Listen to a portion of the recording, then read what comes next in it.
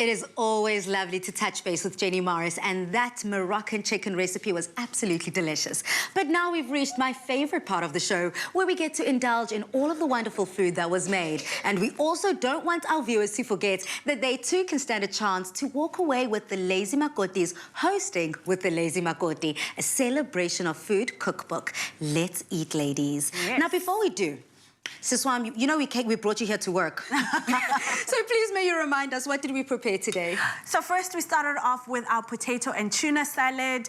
It's got red onion, it's got delicious herbs, and it's creamy and delicious. And then we went on to our lamb chops that's got ginger and pineapple. It's so fresh in your mouth.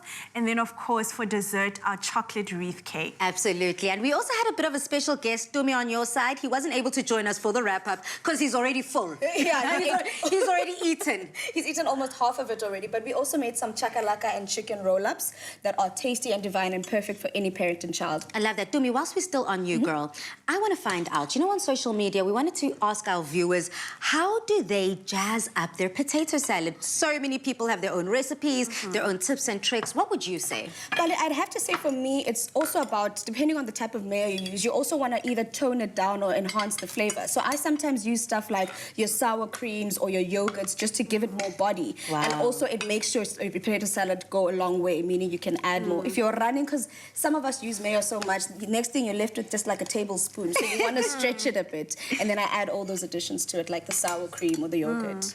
That sounds delicious. And also, I'm excited to try those different variations. I don't think I've tried any of that. I know you like your potatoes, Valisa, and you probably do make your own potato salad as well. So when I ufaga in. What don't I put into my potato salad? I'm going to be honest with you, girl.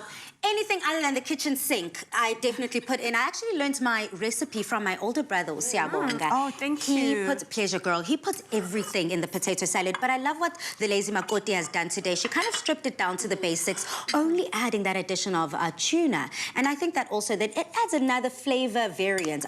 Wouldn't you agree? And the herbs also elevate all those flavors, which is just great. Lovely. I'm loving this bundt cake. It is so moist. Thank you. You know, the one thing I do not like is when someone tells me about a chocolate cake and I can't taste the chocolate and it tastes watered down. I'm tasting the chocolate, I'm tasting the flavors you've got there, and it is moist. The biggest thing for me is making sure a cake is moist. Yeah, you don't want it dry, and girl, you hit it on the head. Thank you. And that potato salad, and not only the potato salad, and the lamb chops. How is that? I can see no one's dived into lamb chops just yet. Let's try, actually. Listen, we're going in. Let's go in as well. I'm just going to give myself a nice serving. And the one thing I do love is the freshness of it. The freshness of the salsa that goes well with those tangy flavors of the glaze that we put on there.